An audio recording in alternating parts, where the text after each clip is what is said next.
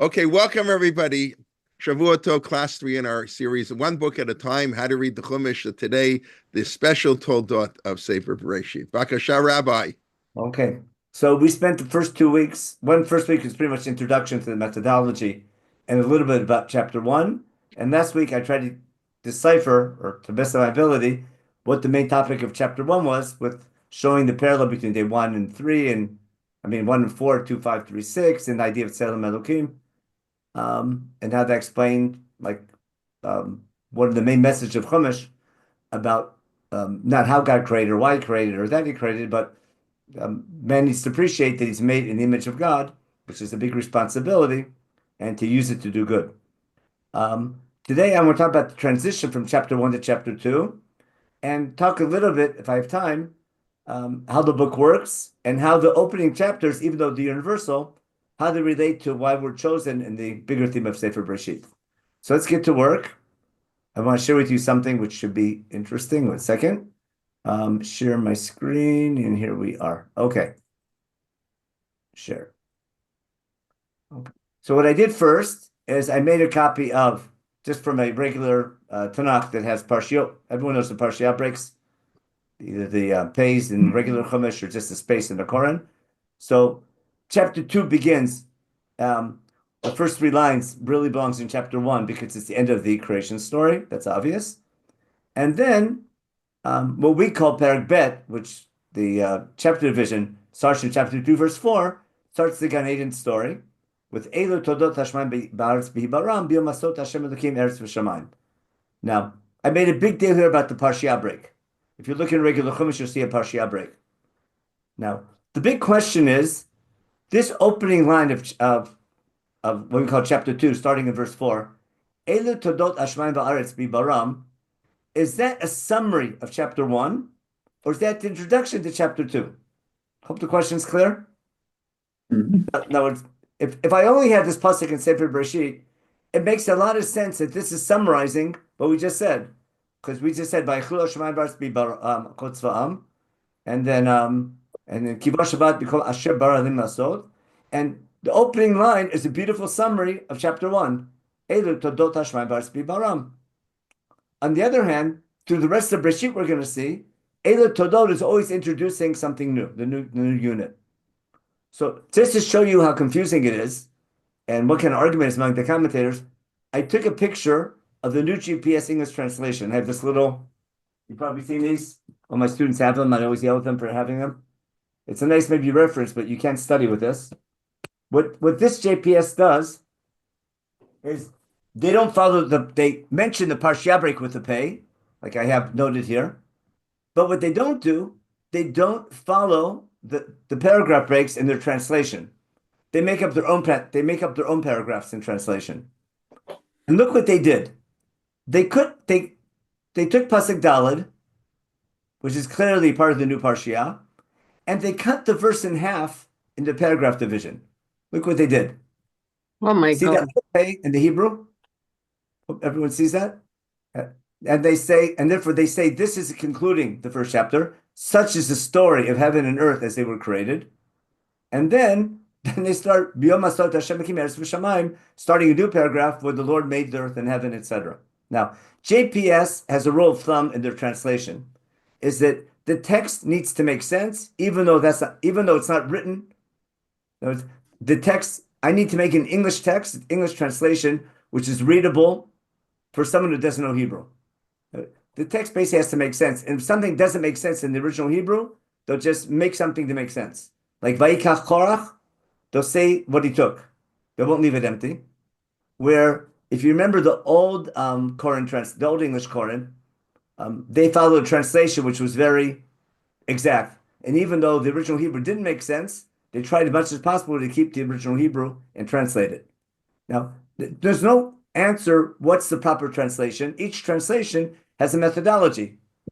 Now, in general, whenever there's something unclear in the text, in Art Scroll, they'll follow Rashi. So, Rabbi J, how does Rabbi Art Scroll translate Pasuk Daled? Okay, Pasuk Daled. These are the products of the heaven and the earth when they were created, in the day that Hashem God made earth and heaven. Okay. So they say products, right? Now, what's the word for products in Hebrew? Ask Rabbi Google. It won't say toledot. Okay. The word toledot comes up many times. Usually it means toledot, the shorish is vlad. Vlad medal, right? Which is a child or the result of something. So the product may be the result, but usually it relates to something being born. Now, just for the fun of it, as long as you have your Chumash up, I'll take a look in. Let me open up my Chumash real fast. Just look at chapter. Noah. What do you have again? Look in chapter 10. Well, how about I go to chapter 6, Eila Toldot Noah. Okay, what's it say there? These are the offspring of Noah. Okay. And chapter 10? Yeah, I'm looking right now. I know Terach, Eila Toldot Terach. Hold on, no, it's not in 10. Where's Eila Toldot? Olashem, right? What pasuk is that? You want the new Koran? The Eila Toldot yeah. Noah. These are, boy, Art Scroll is inconsistent. These are the descendants of the sons of Noah, Shem, Ham, and Japheth. Okay. And what do they do in chapter 5, verse 1? Chapter 5, yeah. Chapter 5, verse, okay, I got this is the Adam. This is the account of the descendants of Adam on the day that God created man. He made him in the likeness of God. So four different offspring. It can be a lot of things and products, but it's the same word in Hebrew. Right. Now, if you look at the old Koran English, it's consistent. It always say generations. I think even the King James English has King James. Now, what I did on my source, let me take a look in my Chumash real fast. And the one online, the JPS online, that's the old, but I didn't share screen. Wait a second, share screen. By the way, Rabbi, while you're doing that, just for good measure, when they talk on Terach, we got another translation. These are the Chronicles of Terach. Terach begun. Abraham. So they're like, this is cool. I think they're trying to use a different term every single time. Yeah. Yeah. Because Rashi doesn't make those distinctions on each one. He makes one. Yeah, it makes two bigger ones. We'll see something really fun. Let's look at the old JPS. Menachem, GPS.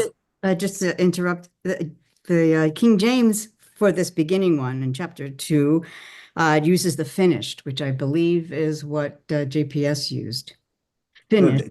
They say these are the generations. No. Thus the heavens and the earth were finished. Oh, really? Oh. Mm-hmm. For the beginning of verse 4? Well, read all verse 4. Yeah. Wait a minute. No, they don't say that. They say these are the generations of the heavens and of the earth when they were created. You read the line number 4. too soon. Yeah. Okay. Yeah. That's the King James did the same thing. I just read. Yeah. Yes, that's true. They use King James always uses generations. Yeah. Well, where in the Tanakh does Toldot ever mean history or tale? It doesn't. That's a later meaning of it. Yeah, we're going to see a great Rashbam in about 10 minutes. There's an awesome Rashbam exactly on Rabbi Feldman's question. Okay, now just for the fun of it, let's take a look in the English on the old JPS. If we just go to chapter 5, this is the book of generations, so they're very consistent. And the end of chapter 5 would be Eila Toldot Terach, would be chapter 6 would be Eila Toldot Noach, would be they're consistent always generations. Now, just for the fun of it, because that's going to be the big one later on. The last one in Breshit is chapter 37. Yeah, these are the generations of Jacob. Okay. So the old JPS is consistent. Toldot is generations, which makes a lot of sense. Except in chapter 2. Now let me go back to my source sheet. And I quoted Magerman. That's the new Koran. 1 second. Zoom, share, and go back to my source sheet, which is here. Okay. So I shared with you this one, and I made a big deal about this because look what they did to make the text make sense. I'm just showing you how problematic the word Toldot is in the translation. Now, in here, the OJPS here. These are the generations of the heaven and earth when they were created. And on the day Lord God made heaven and earth. So Lord is going to be Yud Kei Vav Kei, and Elohim will be God. And their OJPS will be consistent with that. Okay. In the Koran Magerman, this is the story of heavens and earth. That's the new Rabbi Sachs translation. Again, he wants to make it readable in English, but he's definitely not. But if it doesn't make sense if the word generations, which it means every other time, doesn't make sense, he'll use here the word story. So he switches it now from generations to story. And in the Living Torah of Ari Kaplan, these are the Chronicles.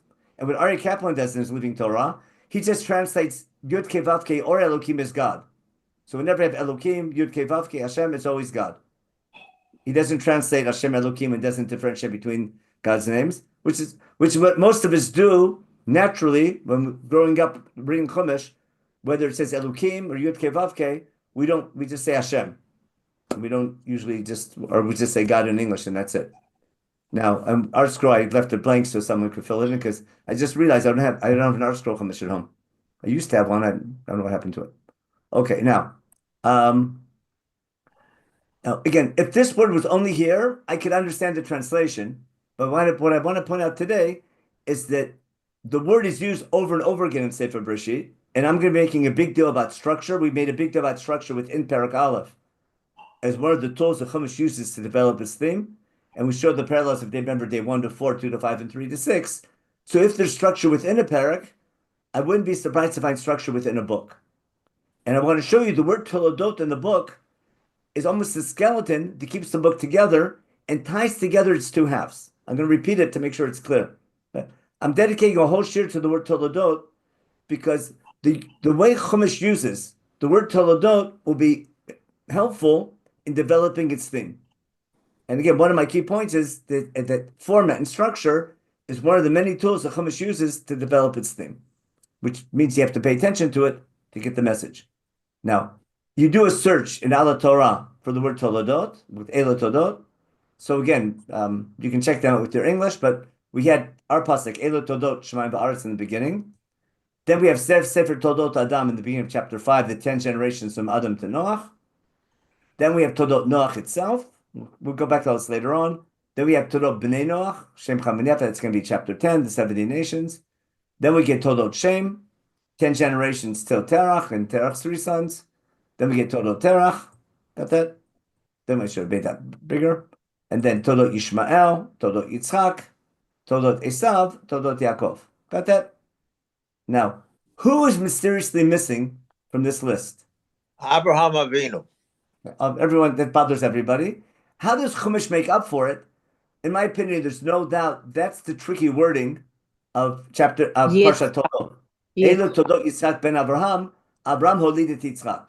Right. That extra phrase has to relate to that. What it means, I'm not sure. I'm not suggesting any deeper meaning other than from a technical point of view, because I don't have Todot Abraham. What about the possibility that Toldot Terach includes both the Avot and the Imahot because they both are from Terach? In other words, Terach is the person who the descendants of Terach are the Avot as well as the Imahot. Yeah, we have more. Our genetic pool is more from Terach than from Avram, because Terach has all the Imahot also. But what I'm saying is when they put in all the Imahot are from Terach. You know, I told so you that's why. the point. So Terach includes everybody. He's the first Zionist. Remember why? First the first Zionist. You don't know if he went for spiritual reasons, Rabbi Leibtag. No. He made it gun for commercial reasons. No. He planned to make Aliyah, but he stayed in Teaneck. But his kids made Aliyah afterwards. Yofi. Okay. Now, what we're going to get to later on, but you're onto something bigger, is that within Todot Terach, we have not only Avram and Yitzhak and the Imahot, we also have Haran's offspring and Nachor. We had it. We'll have it this week. We just had it this week. Parsha Vayera. We had it this week. Hinei Yoda Nachor banim Nachor Chicha. Remember the end of Parsha Vayera. For some reason, Nachor has 8 sons from his wife and 4 sons from his shivcha. Total of 12. 8 from the mother, 4 from the maidservant. So Yaakov has the same thing, but doubles the wives. 2 wives, 2 maidservants, but the 8 and 4 stays the same. Esav has 12. There's something going on there with the 12 kids. Again, I'm not giving meaning. I'm saying there's some type of format there. Now, ask a question. Yeah, sure. You look at all, if I look at all these toldot, they're all the same except the first one, because they're all describing generations one after the other. The first one is dealing with Shamayim ve'aretz. So could it be that all the others are the same and they're talking about generations, and the first one is something else? That's what all the translations try and do. That's for Right. sure. Yeah. So you but cannot then why use the word toldot? That's my question. It's clear it's a different meaning here because Shamayim ve'aretz didn't have children, unless you read Perek Bet carefully. Okay. What I want to claim is Shamayim ve'aretz have a child. That's right. Humanity is their child. Yeah. Can I ask a question? Yeah. Do you make anything out of the fact that the first one, Toldot Shamayim Ba'aretz, is the only one that's Malay Malay, and all of the others are either Chaser Malay, Malay Chaser, or Chaser Chaser? I didn't pay attention, but that's a very good point. All of them, the only one that have a Vav, what you're pointing out, very good, Bernie. This is Vav, this is Toldot has two Vavs. They have a Vav here and a Vav there. And all the other ones either have the first Vav or the second one. Yeah. This one, Edom has the second one. Or neither. Or neither. Yeah. Or neither, yeah. Ishmael has neither. Okay, very good. Good point. I'm assuming that relates to that. I think if I remember Ibn Ezra, he likes to claim that you can't make a big deal about Malay and Chaser because it's the way of writing. Toldot Peretz is Malay Malay. Toldot Peretz? Yep. Oh, very good. Is that here? No, but how come we didn't pick that up? Where's Toldot Peretz? Are in Megillat Ruth, chapter. Oh, Megillat Ruth. Okay, 18. okay. Yeah, okay. It's not in Breshit though. Okay, I thought Al Torah missed something. Already. Okay, so let's get back. But I want to get back to is first of all, as far as the structure of the book with Toldot, but also if I want to use that to try to understand what's happening in Perek Bet and this whole theme of connection between Shamayim and Ba'aretz and what's unique about men. So we're going to go back to this thing. Also, I want to show you first that Toldot's a key word. Can I throw in a spanner? Yeah, sure. At the beginning, when at Lech Lecha, there's the word Moladetecha. It's the same root. It's the cause of, and maybe that is the clue as to why it's used here at the beginning of the second section of Bereshit, because it's causing offspring, Moladetecha, to cause like offspring. Yeah. It could be, but I want to claim the second half of Bereshit starts earlier with Elu Todot Shem. We'll get back to that in a minute. But before I forget, I want to do the famous Rashbam. Okay? Rashbam, like remember Rashbam is Rashi's grandson. So this is a famous Rashbam. Anyone modern, and any religious modern commentator who wants to say something new, his anchor is this Rashbam. Okay, so we'll read it. I have the English on the side. I'll teach you Hebrew. I'll read it together. Okay. So what he says, Rashbam. This is in chapter 37 with the last Todot, Elo Todot Yaakov. Now, what is Parshat Vayeshev about? Notice when you read Elo Todot Yaakov, it sounds like this is the story of Jacob and Jacob and sons, like the beginning of a musical. It's for sure it's about Yosef, etc.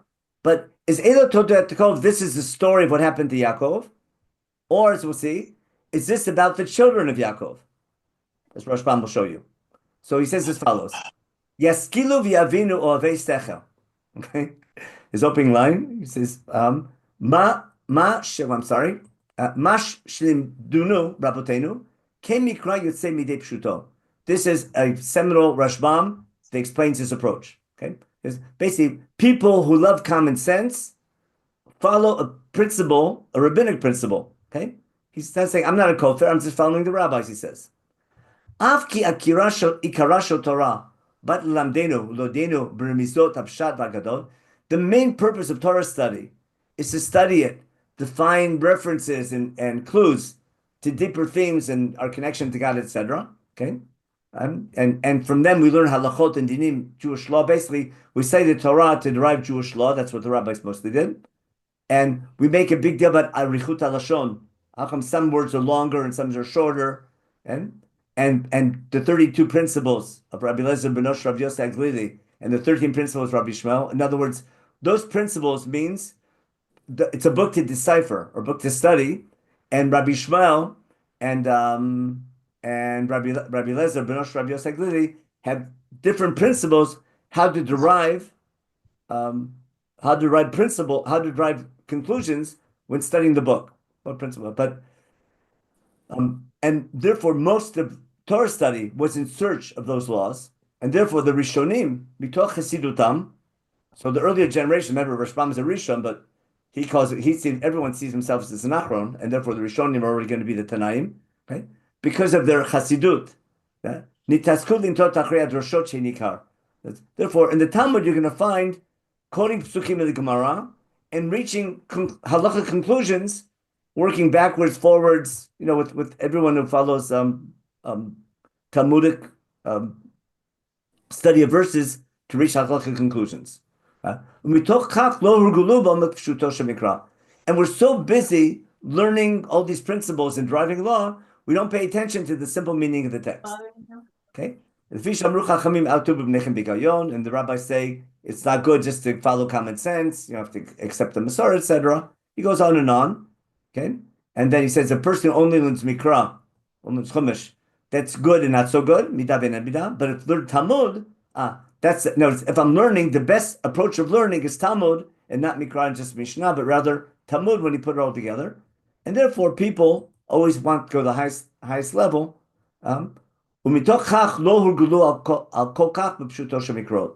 So he's giving an excuse why earlier generations didn't do what he's doing. And Rashbam's claim is, he respects the Gemara and the Talmud and the Tanaim, etc., and all their conclusions, all their halacha conclusions. But he says when you read the text also has to make sense, which he calls Pshuto Shemikra. And Kedrim Masechet Shabbat, he says, there's a case, it brings in Masechet Tav Samach Gimel. He says, I was learning for 18 years, right, in yeshiva, and I didn't know that Chumash has to make sense. There was a guy saying I was 18 years in yeshiva and never realized Chumash actually is a book that has to make sense. It's not just a code book. Okay. Then he talks about his grandfather.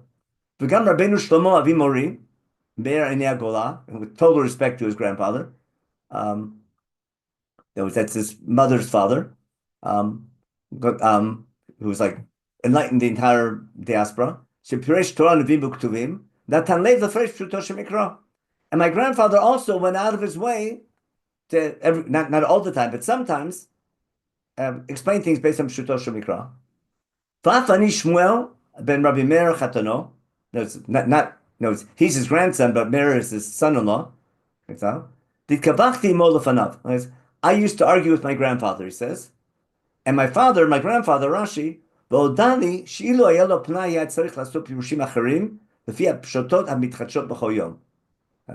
this is Rashbam saying that Rashi, his grandfather, told him, if I had more time, I'd write a new commentary on Chumash like my grandson, pretty much. Because I wasn't paying enough attention to Pshuto Shemikra quite often. Okay. And now he says as follows. Pay attention to what earlier commentators said. Elo Todot Yaakov, Ele Mikrot Umorot Shiru Yaakov. In other words, how did most people translate Elo Todot Yaakov? This is the stories and the happenings that happened to Yaakov. You understand? He's making out that a lot of people, when they just read this pasuk Elo Todot Yaakov and don't look at the pasuk in its wider context, think Todot means this is the story of. Very similar to how they translate Perek Bet Pasuk Daled that we saw. This is the story of heavens and earth. This is the story. This is the chronicle, something like that. Okay, and then he says that answer Hinei Zeh Hevel. He's sharp now. He goes, that's simply not pshat. That's pointless. Why? Either they explain the children of that person, or maybe the grandchildren. Like Elo Torah Bnei Noach. What's Elo Torah Yaakov mean? Bnei Banav Shayu, Shayu Shivim Ve'ech Nodum. So Elo Torah Yaakov is the beginning of the story that takes us to the end of Sefer Bereshit, which is the 70 sons going down to Egypt. Do you understand what Rashbam is saying? Elo Torah Yaakov is introducing not the story of Yaakov, he's an old man already. he's out of the picture. It's the story of Yosef and his brothers, the 12 tribes, and their children, and ends up with the 70 nations going down to Egypt. Now, I'm simply making a big deal about this Rashbam because I'm using it to support our approach to our study of Sefer Bereshit. Remember, my title is it 5 books or 1 book, with 5 things, etc. Listen what he says now. And I did this simply for my own. I was always would say I was deliberating. Is the topic all 5 books or just 1 book? And that was our dilemma in the beginning. Is there one theme that puts all 5 books together, or does each book have its own theme and stands alone? Of course, they're all related, but this is what he says now. So he says, the purpose of the last unit of Sefer Bereshit is to get to the 70 sons of Yaakov who go down to Egypt. Yeah. And then V'ketzad, okay. Yosef ben Shvasei Shana, how's it start? Yosef was 17, and his brothers got jealous of him. And because of that, we went down to Egypt. Got it? Okay. What's he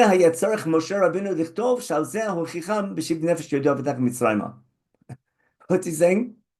He's saying, I need this whole story in Sefer Bereshit as a background for Moshe's speech in Sefer Devarim when he gives them Musar and prepares them and gives them a sort of a pep talk to get them ready for conquering the land of Israel. Do you understand what Rashbam is saying here? He's saying, I need all these details in Sefer Bereshit. But he's basically saying Moshe Rabbeinu gives us Sefer Bereshit. Why does Am Yisrael need Sefer Bereshit? That was my whole point in the beginning. We received Sefer Bereshit in Matan Torah, in the desert after we come out of Egypt. And he says, I need this story especially for Moshe Rabbeinu's speech in Sefer Devarim. Now, does he need it for the 40th year or for the first year? Remember when we do Sefer Devarim, the main speech in Devarim is a speech that Moshe first gave at Har Sinai that received on the first 40 days, and he repeats it over and over again. So this relates even if I would have needed this book, even if Devarim was only given once, for the first generation. But let's take a look at Devarim Perek Yud. In fact, I'm just going to open it up. Let's see if we'll share. Oh no, that's not going to work. I'm going to stop the share. I'm going to show you where it is in Sefer Devarim, because it's part of the very important Musar Shmuz in Sefer Devarim. Let's take a look. Open up my Chumash, a good old-fashioned JPS, and we'll go to Devarim. It said it was chapter 10, right? Chapter 10. We'll start with verse 12. Make it a little bit smaller. Okay. Look at chapter 10, verse 12. Okay. Vata Yisrael. Listen to the Musar Moshe is giving. Ma Hashem Elokecha doresh shomim. What does God want from you? Very simple. To fear God, to fear Hashem, God, to walk in His ways. Remember from last week's parsha, Derech Hashem is doing tzedek and mishpat, justice and righteousness. To love God, right out of Shema, and to serve God, to be an employee, not a consumer, with all your heart and all your soul and all your might. Remember, he's building on the first parsha of Kriyat Shema, which was back in chapter 6. On top of that, to keep all of God's commandments and all of His laws and all His statutes, which I'm commanding you for your own good. Now, God created, listen, okay. God created Shemayim va'aretz, Shemayim va'aretz, and B'chol asher ba. He's relating to God of creation. Listen to Sefer. I want you to see how beautiful to appreciate Rashbam. Look why he's quoting these psukim, because Moshe here is referring to Sefer Bereshit, isn't he? He's saying, bottom line, if I want the cliff notes of Chumash, what does God want from you, basically? Basically everything, total dedication and service, which I think is a Gan Eden theme. Lavod et Hashem, to serve God. Lavod l'shomra. See lavod v'lishmor. That's got to be Gan Eden. That's got to be built on Gan Eden. Then God made Shemaim, Shmei Shemaim, and the Aretz v'chol asher ba. That's creation. But God chose our ancestors. That's the rest of Bereshit, the second half of Bereshit. He starts picking Abraham Avinu and then chooses Yitzchak and then Yaakov and the 12 tribes. Okay?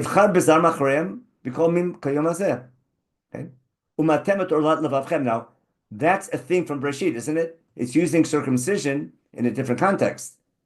It's not just circumcision, but circumcision of your heart. And learn your lessons and don't be a stiff-necked people. Remember, don't be an amkshe oref. Don't stiffen your neck again. Okay? Why? Because Hashem Elohechem, who is he? He's the God of all gods. The master of the house. You would think there's many gods. No, there's really one God, even though there appears to be many, which is the theme of creation. That's the God who's involved in creation. You can't bribe, etc. Okay? Who does mishpat yatom v'almana, he does justice. Okay? And therefore, that's what God does, and therefore that's what you need to do. The way that God loves the stranger is by giving the ability to take care of the stranger. It's called Ibetato Deo. And that's why he took us to, he brought us down to Egypt to take us out. Again, that's the theme of Brit Ben Abtarim. And therefore he summarizes, okay? Hashem Elkecha, fear him, serve him. Remember again, Lavod, cling to God and swear in his name.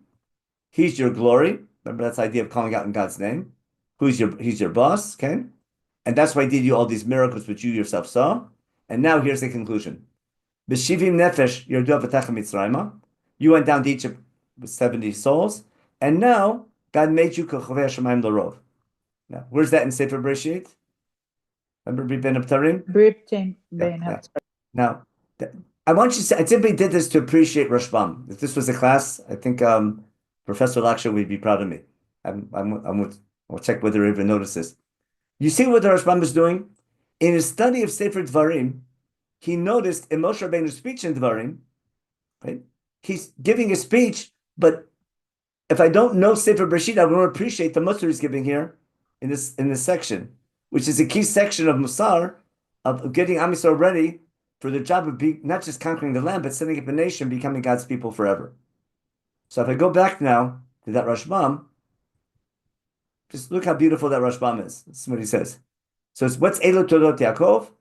This is the story of Yaakov's how these 70 souls were born. Okay, son. Yosef was 17. The brothers were jealous. Therefore, Yehuda went, what do you call it? And then Yehuda, left his brother, etc. And the whole story basically of Yosef and his brothers. And all this, Kol Zeh Yatzarich Moshe Rabbeinu, why did Moshe have to write the whole book of Bereshit? So they can give them Musar Hochicham, to rebuke them or prepare them, to tell them, B'shivim nefesh yerdu v'tach Mitzrayma. That's not just that one little line. That's when you read it the first time, it sounds like a little technicality. When you read the whole source in Devarim Yud Perik, all Perik Yud, from Pasuk Yud to Chabet, from Yud Bet to Chabet, you see that Moshe Rabbeinu's entire speech is built on the understanding that his audience knows Sefer Bereshit. So that's the first thing I want to share with you. And again, that's pointing my theme, that even though Bereshit has its own specific theme, there's a mega theme from all 5 books that ties everything together, and that is the purpose of our chosenness. And God wants us to be his employees, and for that reason, he's giving us the land, and he's giving us laws, and he has an eternal mission or destiny for his people that we have the ability, we have the opportunity to live up to. That's up to us if we fulfill that destiny. Okay, so that's number 1. It's want to share with you the Rashbam. That's just worth the share in itself. Okay, now I want to talk about the structure of Bereshit. I'm just summarizing all these Toldot nice in English. So we have the first Toldot was the story of man in Gan Eden. But my point is that I'm using the Rashbam to show you Elo Toldot is always introducing the next unit. That's number 1. So Elo Tod Shemaim Ba'aretz, the story of man in Gan Eden. And I want to show you how, in a certain way, the offspring are the children of Shemaim Ba'aretz. Man is a connection, is a composite of Shemaim Ba'aretz together, which will go back to our theme of Tzelem Elokim from chapter 1, which will help us put chapter 1 and chapter 2 together. Okay. Then we have Zer Sefer Toldot Adam, 10 generations to Noach. I'm going to make a big deal about this now. I'll highlight it for now. Then we have Toldot Noach, the story of the flood. Toldot Bnei Noach, the 7 nations after the flood. Then we have Elo Toldot Shem, and 9 generations, we'll see, not 10, till Terach. We'll see, Noach has 3 sons, Terach has 3 sons, we'll see. Followed by, just like Toldot Adam ends up with Toldot Noach, Toldot Shem ends up with Toldot Terach. I'll reformat this in a minute. Then we have Toldot Ishmael, Toldot Yitzchak, Toldot Esav, Toldot Yaakov. First we have basically till the end of Sefer Bereshit in the story of Yosef and his children. So the main thing we see from here is that the word Toldot, Elo Toldot, is always introducing the next section and not a summary of the previous section. That's number 1. which is exactly what Rashbam is saying here and he's making a big deal about that here in Parshat Vayeshev, chapter 37. Now, I formatted now these Toledot, and look how they turn out. We talk about the universal section and the particular section of Sefer Bereshit, right? Now, my whole point I'm trying to make over and over again is the main topic of the book is God choosing a nation, but that nation needs to know for what purpose they're chosen. And I need all the stories in the first 11 chapters to understand why God's choosing us, not only in the rest of Sefer Bereshit, also in the rest of Chumash. Now, to show the connection between God's creation of all civilization and picking a nation to have an impact on that civilization, it's not just two sections of the book and the word Toledot. The Toledot tie everything together, but there's a pattern which ties the two sections together. Because first we have Toledot Shemayim Va'aretz, we'll go back to that in a minute, okay? But the main section of the universal section, after man's out of Gan Eden, we have Toldot of Adam to Noach, 10 generations, and then the last generation is Toldot Noach and has 3 sons, Shem, Cham, and Yafet. That leads to the story of the flood. When the flood's over, we go back to Toldot B'nai Noach, and get to the 70 nations. And then we end with the Tower of Babel, and civilization is spread out, and the focus on universal now moves to particular. And the story of Avram Avinu doesn't begin with Toldot Terach, we'll see. It begins with Toldot Shem to Terach, based on this setup. There's Toldot Adam to Noach, Elo Toldot Noach. See that? Should highlight that there. And then Elo Toldot, we have Shem to Terach and Elo Toldot Terach, and his 3 sons. So there's only 2 times I find that list of 10 generations, followed by the last person in that list having 3 sons, and then following that to its conclusion. And again, 70 nations here. Rashbam didn't point this out, but there's 70 nations in Toldot B'nai Noach, and then 70 nations, 70 nefesh going down to Egypt. That's also part of the parallel. But you can't miss the fact from a structural point of view, the word Toledot ties the entire book together. It gives structure to the entire book, but also neatly divides into 2 sections, the universal section in particular. Now, that's, again, objective. I want to claim subjective interpretation. I need the story of God's creation of the entire universe and all civilization to appreciate why he has a particular relationship with the people. And that's the idea of making a name for God, and through a special relationship with a nation, God's hope is that nation can have an impact, assuming behavior is contagious, on the way we behave, can have an impact on how other nations will behave, which is the theme basically of Aleinu L'Shabech, which is the introduction to Malchiyot and the theme of our Rosh Hashanah davening. Okay, that was my main point I wanted to get across. Again, it's very technical, but the theme is so important because when I study Chumash, I need to understand not only that we're chosen, but why we're chosen. And if that's a mega theme in Sefer Bereshit, then when I have to sort of prioritize what are my Jewish values, and when I'm caught in a dilemma, what to prioritize, the idea of being a light to other nations, the idea of we care about what other nations think about us, and we care about other nations in general, I think Bereshit is pointing in that direction. Now, it's possible to take the same analogy, the same objective analysis, and reach a different conclusion. I'm not saying my conclusion is correct. I'm just saying I think it's very logical based on this presentation, especially when Avram is chosen. We're told "V'nivruchu b'cha kol mishpot adama." Through you, I'll bring blessing to all the nations. That's already pointing to the fact there's a connection between our existence and God's care of the other nations, hoping they'll have good impact on them. Now, the Toldot of why we have Toldot Yishmael, why there's no Toldot Terach and no Toldot Abraham and Toldot Isaac, etc. We're not going to do now. Just in a nutshell, Avram, when he's born, when he's introduced, doesn't have children and can't have children until his name changes to Abraham. So it could be that's why, or actually he has Avram. When he's Avram, he has Ishmael. When he's Abraham, he has Yitzchak. So there's something unique about Abraham. There's a pasuk I think in Yeshayahu, Echadai Abraham. There's something unique about Abraham, who's a transition, and for some reason we don't have that pasuk by Abraham Avinu That's not critical for today's shir, but something to pay attention to that requires some thinking. So that's our thinking. I'm just pointing out here on the source sheet. Can I ask you a question? Yeah, sure, go ahead. But when you look around for so much of our history for the past 1,000 years, and especially today, we are not looked up to by many of the nations. We are scorned by many of them. So your question is a very good one, and Chumash talks about that. Because God doesn't say it will work, God says it can work. Now, your question is such a good question, it basically pretty much led to Christianity. Even despite our best efforts. Yeah, but our claim is it's always our destiny. If we live up to it, it's up to us. So when it's not working, there's two things we can do. What the Nevi'im say we should do is we should ask ourselves, what are we doing wrong? Search our souls out, study better. What can we do better to be God's people? And if we can't find anything, call it Yisurim Sha'ava. That's the Rambam Menachem Tanit, about in general. But usually we can find things. Now, that doesn't mean there's only one thing we're doing wrong and everything's on that. It could be the one thing we're doing, the main thing we're doing wrong is we don't think we're doing anything wrong. And maybe we just have to try. Maybe the way we don't get along. You can argue what we're doing wrong. If you want to get an idea what gets God really angry, just read his prophets.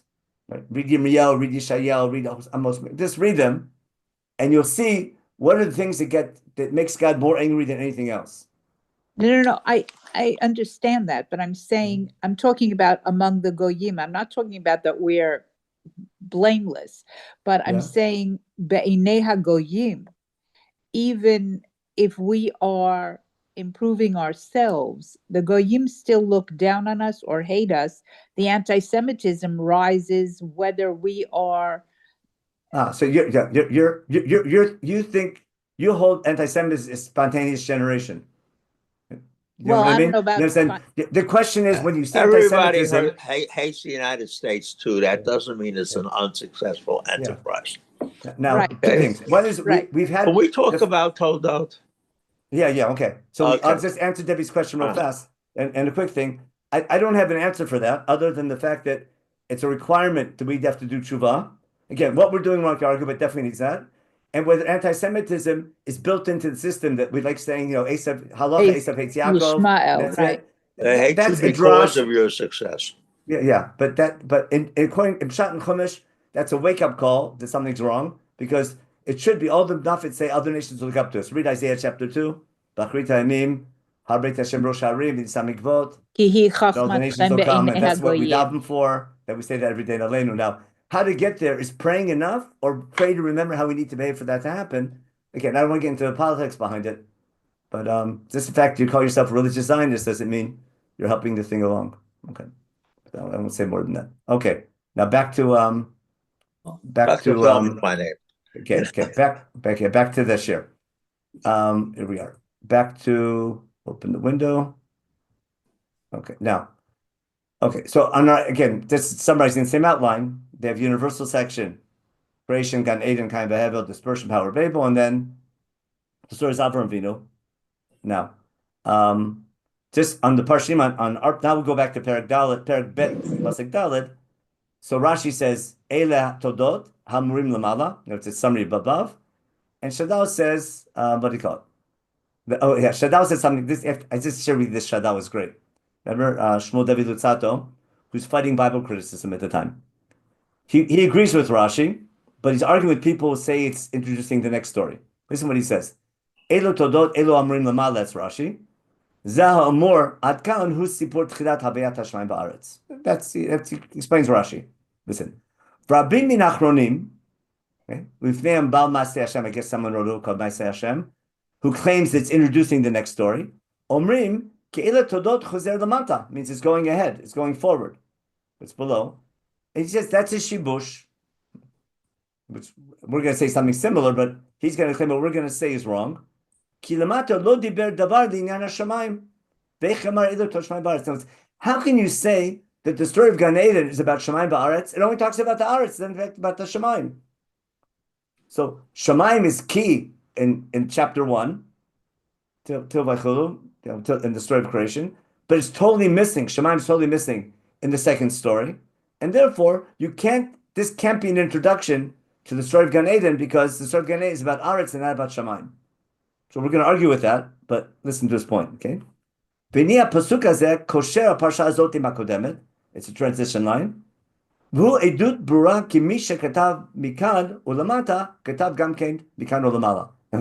He's saying, why do I need a transition pasuk that ties the Gan Eden story with creation story to tell you it's the same author?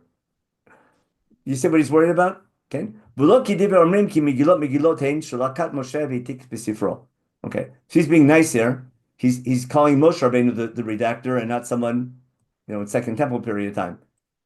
But he's saying what his claim is, even though Elo Todot you would think is introducing the next section, it's really summarizing the first. Then why is it at the beginning of the next section? He notices the partial break to tell you it's the same author. Got it? Because someone might think it's a different author. So he's doing that to connect the two together. Now, I'll share with you one other thing. I want to open up Al Torah for a minute. And they have a very nice footnote in there. Let me open this up. Open up Al Torah. Here we go. We don't need this Al Torah. We need, okay. If I go back to Al Torah on this one here.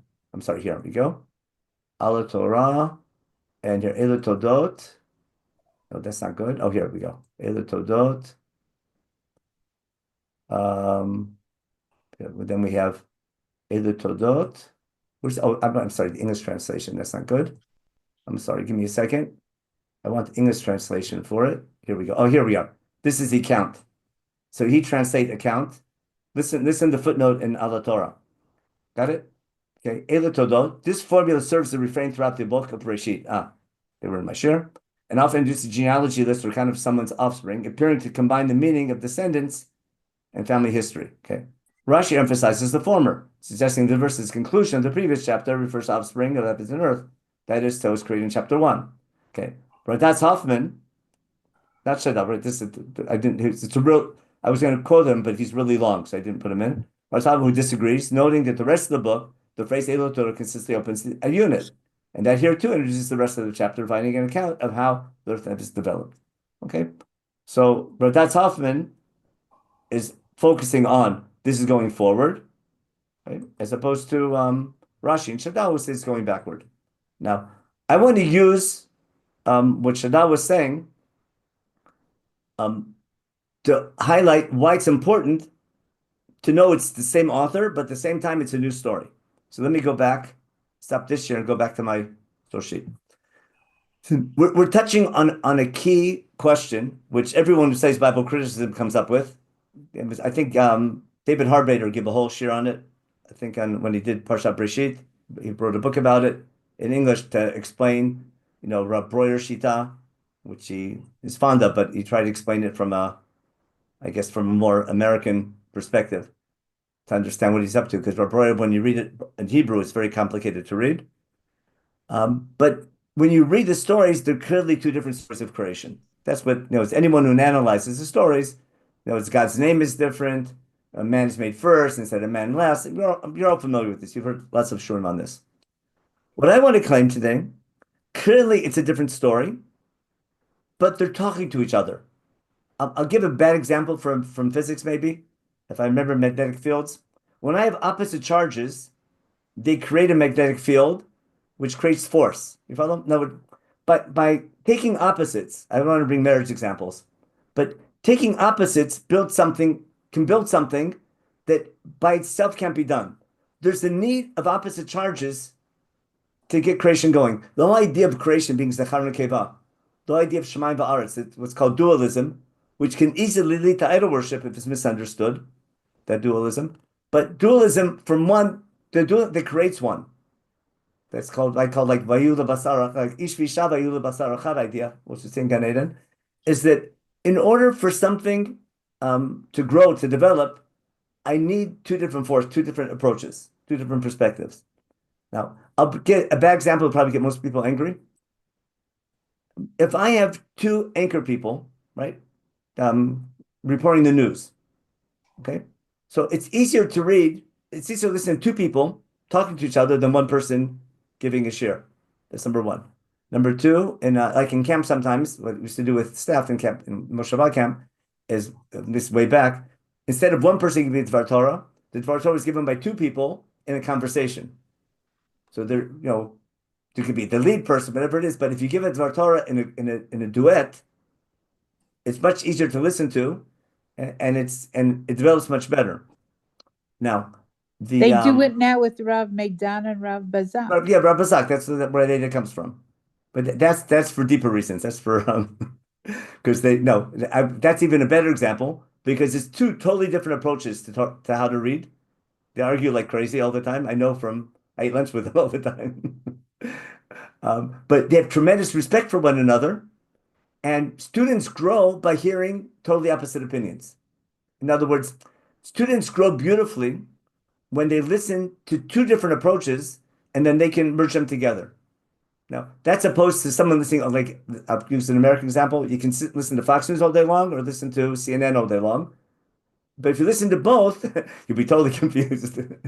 but assuming that people are honest, the better example is it's good to have in Congress a liberal and a conservative. It's good to have a hawk and a dove. When you're running a government, multiple opinions is healthy. It's not one opinion is one that's right. When you have to make a decision, sometimes you have to hear one voice, sometimes you have to hear the other voice, and the merge of the two voices is how you grow. I'll give an example. Sometimes you need Shimon and Levi, and sometimes they're a disaster. Sometimes remember Shimon and Levi, their action. Sometimes you need vigilantes, and sometimes they can destroy things. It depends on the situation you're in. Sometimes you need a Pinchas, but sometimes Pinchas is vigilance can be great, but he needs a Brit Shalom to balance it out. If you remember what's happening in Chumash. What I'm getting at is that to build something, having opposite stories, again, Rav Soloveitchik takes this beautifully into Adam 1 and Adam 2, which I'm sure you're familiar with in the Only Man of Faith. I'm trying to explain that it's not apologetics. It's a powerful tool that Chumash uses to develop a complex thing. What I want to show you now, we'll start this week up to develop next week. I want to prove to you, or support at least, that the chapters are talking to each other. And you can't understand one without the other. In other words, of course, each one presents things differently, but neither makes sense if you don't have the other. For example, I'll give the best example. Why is Adam named Adam? In chapter 2, because he's a farmin Adama. I'll give you, but man's name Adama in chapter 2 is key. In chapter 1, his name is Adam, right? For no rhyme, no reason. But why is God making Adam? Right? And no other creation gets I think an official name, does it? I mean, God gives names to Shemayim Ba'aretz and day and night, etc. But he doesn't name any creatures. He just says, in fact, man's going to name the different species. Only Adam, again, Adam in creation is the name of the species of man. But man is made Zechar Nekeva B'Tzelem Elokim. Now, in Gan Eden, it's Ha'adam. Or Ha'adam. It's Okay. not the same. Yeah. But It's sometimes not the Ha'adam and sometimes Adam. Ha'adam. Yeah, Vayral him at Ha'adam B'Tzamo B'Tzelem Elohim Bara Oto Zachar Nekeva Bara Oto. That's the species Clearly for sure. means that's not a name. That's a species. That's a generic. That's a zan.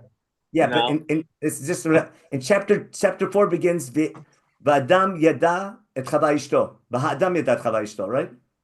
It doesn't change. I think till it's complicated. That Sefer Toldot Adam. In other words, they're used to some extent interchangeably until chapter. Yeah, for 5. sure. It's fun. If you follow the translations, it gets really tricky sometimes. Yeah. All I'm saying though, using the name Adam now, when is man? Listen carefully. When is man able, in the Gan Eden story, when is he able to differentiate between Tov and Ra, between good and bad? Only after he eats from the fruit, correct? And the Nachash tests him on it, because what's Elokim know? That when you eat from the thing, you'll be like Elokim, Yodea Tov Ra. Now remember Tzelem Elokim last week? When we did Tzelem Elokim last week, remember? What was Elokim doing every day? We made a big deal about par. I'll go back to my source sheet in a minute. But God had the ability to be creative and also to do what? To reflect and know what's good. Vayalim Kitov, or even told Moses, if God knows what's good, he also knows what's bad. So if man is made B'Tselem Elokim, then part of man, of Parak Aleph, is the ability, not just to be creative, but to be able to know, if he's like Elokim, Yodea Tov Hara. Now, that only happens at the end of the Gan Eden story. Man being male and female is only at the end of the Gan Eden story. So in many ways, and pretty sure Chazal look at it that way, then Chazal tell you, when did Gan Eden happen? Ben Hashmoshes on the 6th day, right? But what Chazal do, they claim that, like historically or technically speaking, the story of Gan Eden happened in day 6. Because it says on day 6, God made man Zechar and Nekeva. It could mean Tov could simply mean in the story of Gan Eden, it probably means sexual intercourse, and elsewhere it simply means. I'm not saying what the words mean. I'm saying the words are there. Right. So what do they know after they ate that they didn't? That's it. You're asking me. Let me make. I'm going back to my source sheet for a minute. I want to make a point clear, and then we'll have to stop here, and then we'll pick this up next week. Okay. Good. Okay. What I want to get at in the connection between Parak Aleph and Bet. Okay, man's name is Adam, and he's male and female. Okay, man in Parak Aleph only man eats from the fruit of the tree. That gets him into big trouble in Parak Bet, doesn't it? The fact that man's diet is uniquely fruit and not animals in Parak Aleph, and that fruit that eats is special in Parak Bet. Okay? And again, Elokim, okay, is able in creation, is known for seeing things are good. Okay, and the Nachash is the one who tells him, the second you eat from that tree, the Eitz Hadat Tov Hara is going to help make man B'Tselem Elokim. So when Gan Eden is over, man is the man that God made in Parak Aleph. So now, let me go to my key point, and then we did all this part.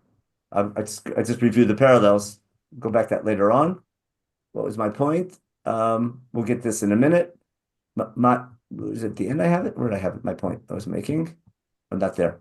Oh, here, up here. Where's my point? Here we go. It's a good point.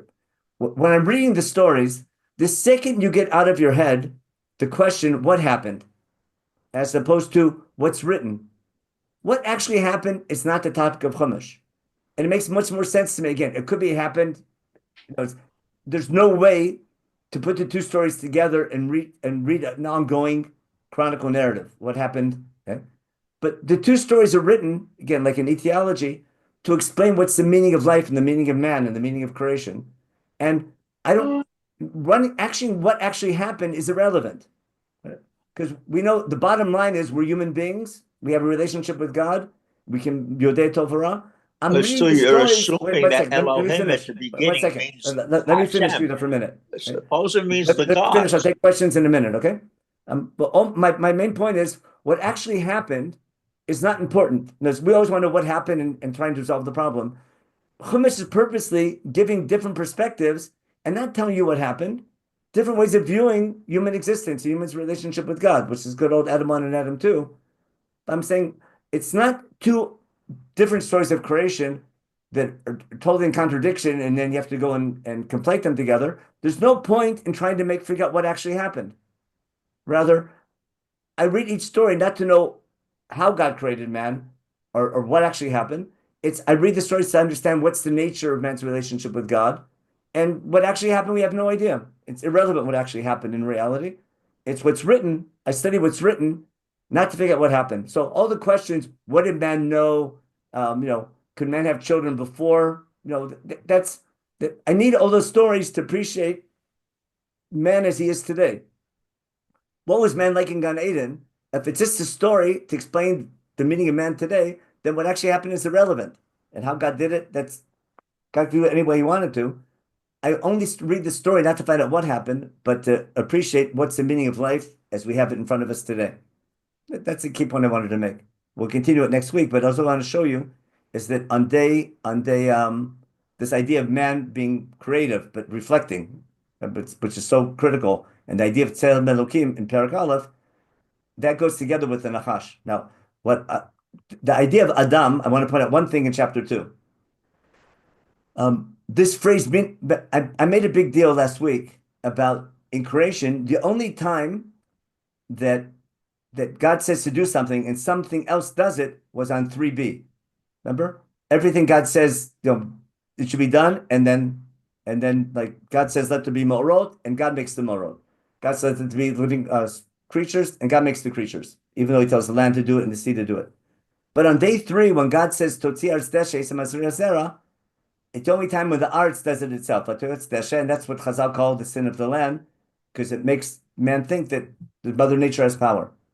If you look in Perek Bet goes out of its way to show you that God's doing everything. Okay? But this told Hashem Elokim makes Eretz Shamayim. Listen, for some reason the word Sadeh is over and over again in Perek Bet. We don't have it in Perek Aleph. Okay, let's go check them. And nothing's growing. There's nothing's growing here in the meantime. Why? 2 things are missing. There's no matar, and there's no adam. Now, matar and adam go hand in hand. Why? Because matar is heaven to earth in the physical world, and man is earth to heaven in the spiritual world. In other words, the 2 things that connect Shamayim Ba'aretz, it's Toldot Shamayim Ba'aretz, is directly related. That's why I disagree with what Shadal was saying, is that Shamayim Ba'aretz, Kilom Tir Hashem ala Aretz, that's from, matar always come from the Shamayim. Matar is anything precipitating from heaven to earth is always called matar. So the 2 things missing is matar from heaven to earth, and Adam, which will start from earth and work his way back up to heaven. Now, it's not Pshuto Shemikra, but I call it Pshuto Shel Torah, as we'll see as we go. Now, the word aid, this mist going up, right, is unique here. There's one time I think in Eov somewhere, a similar word, but aid is unique to this story, in Chumash only here. And notice aid is the first 2 letters of Adam. And Adamah for sure relates to Adam. Ve'ed yalem min haaretz, and it moistens the land. This pnei Adamah, min Adamah. I'm paying attention. Look at the word Adamah all through the story. But, in Perek Bet, Perek Aleph has Adamah just once, when man's in charge of on day 6. There's the animals of Asheretz B'Adamah, but usually the word is always Aretz. When on day 3, God makes Aretz, Yabashan calls it Aretz. He doesn't call it Adamah. Adamah is central in the Gan Eden story because Adam is from the Adamah. It's like a mega theme throughout Perek Bet, which I have to point out more next week. Man's made a farm in Adamah, but he by Pach Papat Nishmat Chaim. But we have to talk about next week. The word Neshama, if I'm not mistaken, I checked it out over Shabbat in the Concordancia. Almost every single time, Neshama relates only to humans and not to animals. Maybe by the flood, but I can solve that pasuk as well. Nefesh is all living things. Neshama is unique to man. And also, Neshama is used to describe God as well. Nishmat Hashem sometimes you have. And then you have Vayetzmach Hashem. Got that? Min Adama. Vayita Hashem. All the actions from the ground in Perek Aleph, the ground was doing, now God's doing all of them. And so I think that's important in the parallel between the two Parakim. And then, of course, on Shabbat we say Nishmat Kol Chai. Yeah. And Nishmat Kol Chai comes right after Kol HaNeshama Hallelujah. It clearly means all creatures, and it does not mean just humans. Yeah, but that's not a pasuk. I mean, I have no ands, ifs, or buts about it. That's not a pasuk, Nishmat Kol Chai. That's a prayer. Kol HaNeshama Hallelujah is. Ketuvim doesn't count. Nishmat Kol Chai is just interpreting Kol HaNeshama Hallelujah. No. Neshama there means every breath. Not that means everything that breathes. It could be. It doesn't mean every breath. It's the only time the word is used in Tanakh. Also, I'm saying the word Neshama. Other examples. The word nefesh. The word nefesh is used all the time for living things. Neshama is unique here to man. Disagree. And the praise of God is definitely for man there. Now let's go back to so anyway, we'll go back to this next week. But also I want to point out now is that everything coming from the ground is done by God. So it's everything coming from the ground. Min Adama, everything min Adama by Tzmach, by Yitzer, by Yita. Everything growing from the ground is being emphasized. God's doing everything from the ground, as opposed to Perek Aleph. The only thing that's doing thing on their own is the Adama. But Tutsi Ares, or the land. Anyway, we'll deal with that next week. But again, just to summarize, all I want to show you today is number one, the word Toldot gives structure to the book that goes to the mega theme of why God's choosing a nation. And when you deal with the two different stories of creation, I'm not trying to solve the problem. I'm trying to understand why Chumash does it. Chumash is doing it intentionally. And my claim is it's for sure two different stories of creation, but two stories that are talking to each other, almost different perspectives, with no intention of being able to make them fit together.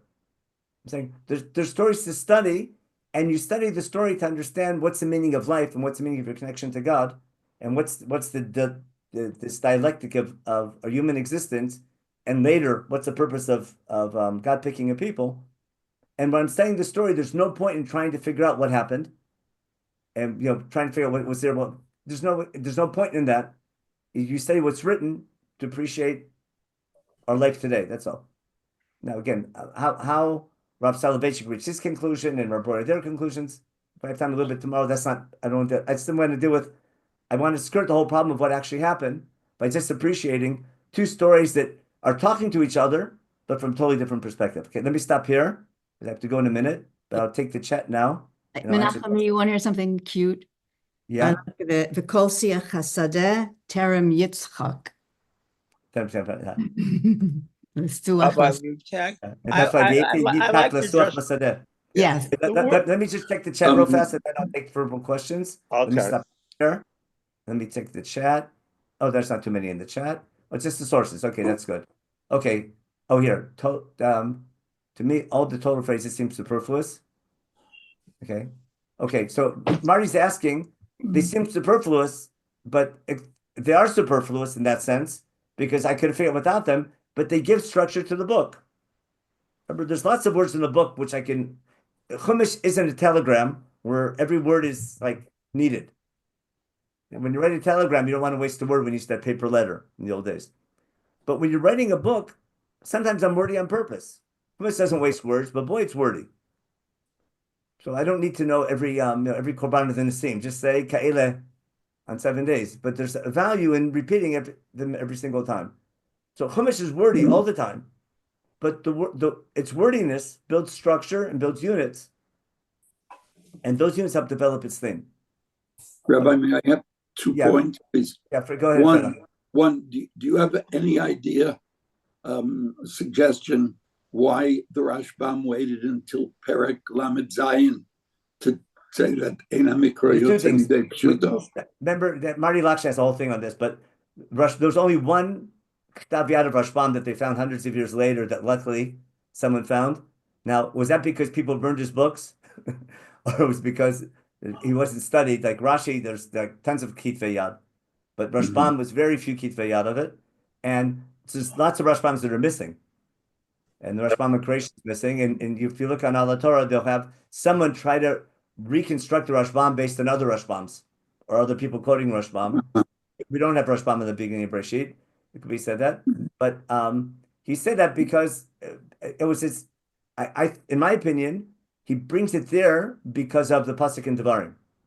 If you follow what we did on Devarim, the main purpose this year was to show you how awesome Rashbam is in tying Devarim to Breshit. Because that's the theme of the thing of how even though Breshit has its own theme, all 5 books build a bigger. I need all 5 books to build the whole picture. But the way the Rashbam beautifully notices that Moshe Rabbeinu's, that's key in Moshe Rabbeinu's speech, isn't it? Mashem Elokecha, what does God want from you? And we go through the story of Breshit, Kochvei Hashamayim, from Brit Ben Abtarim, Lavod et Hashem, that's the Abdu Vinu Otam in there as well. Lavod v'lishmor mitzvot Hashem, that's the Gan Eden theme. And being chosen and choosing our ancestors, even though God has everything, and there's a purpose in our chosenness, and loving the stranger.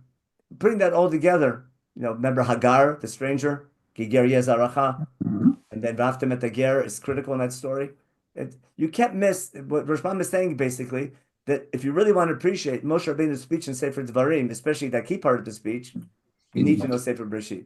That was worth that's the key point of the share. If that's all you got out of the share. And the other thing, just a point, because it was mentioned at the end.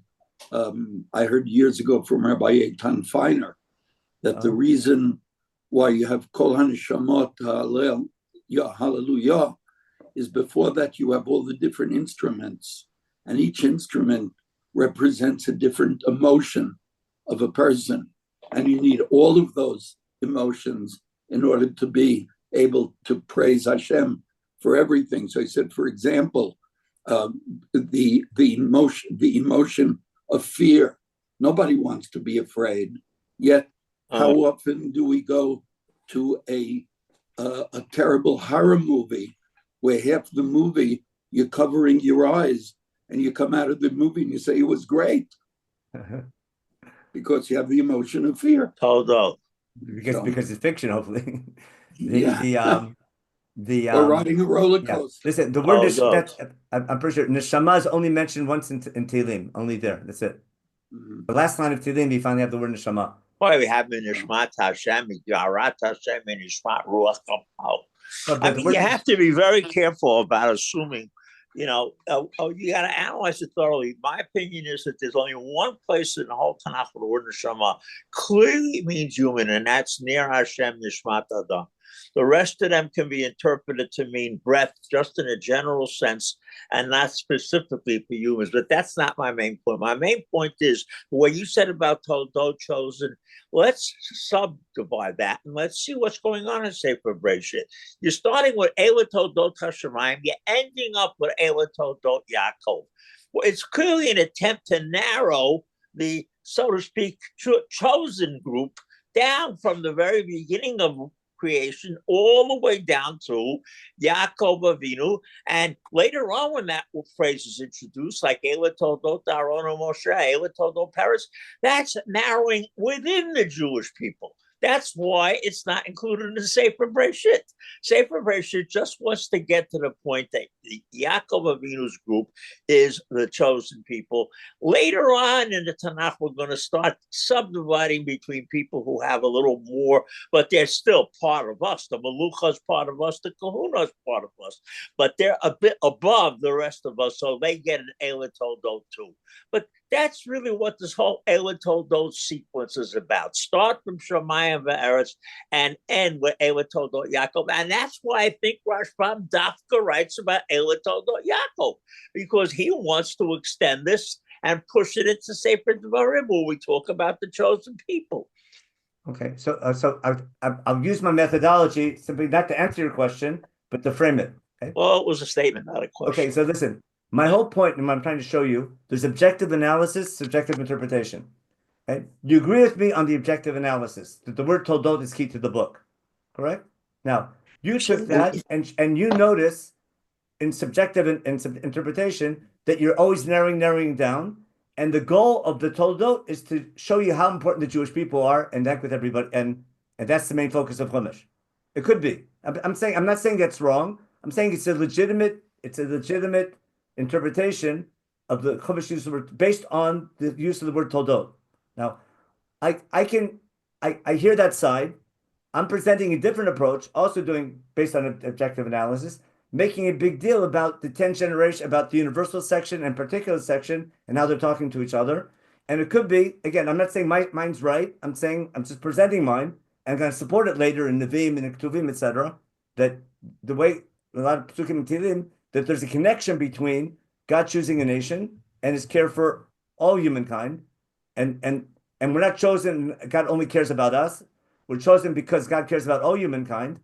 But that's a different approach, which is for sure based on my hashkafa.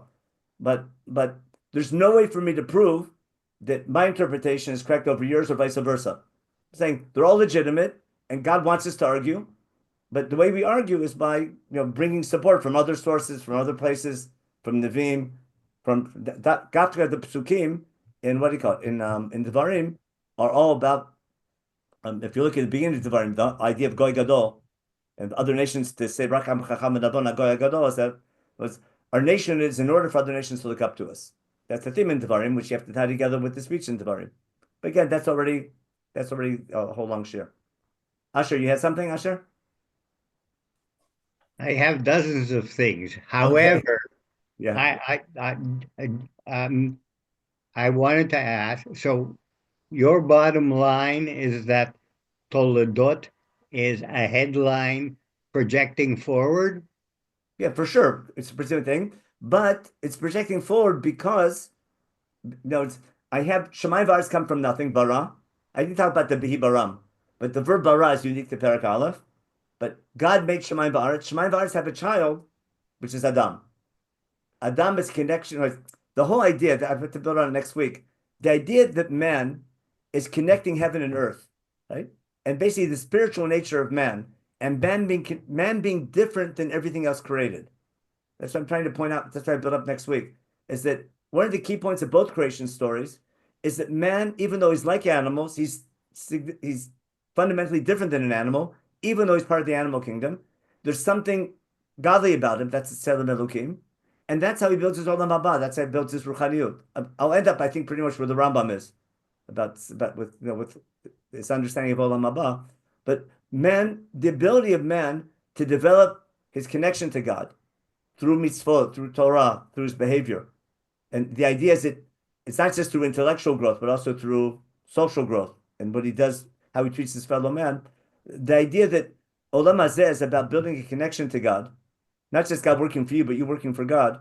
But there's something eternal about man and something that remains forever that builds his Olam Haba based on what happens in Olam Hazeh. There's something going on there where God wants to connect man, that Shemayim Va'aretz are connected. And man connects that Shemayim Va'aretz. And man has the ability to go from Aretz to Shemayim.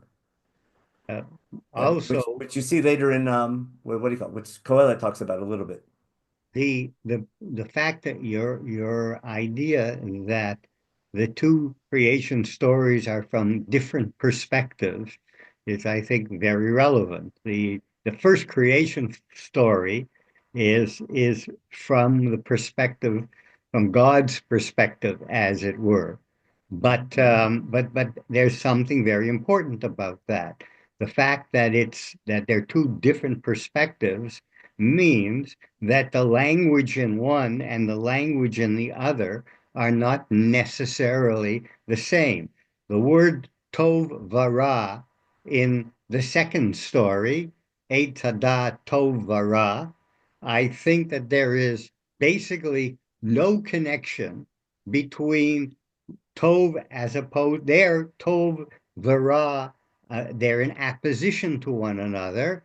The Rambam has a whole parak about it, and I don't understand it. If anybody here does understand it and can explain it properly, gesundheit. But I think it's the second parak in the second section in the first book.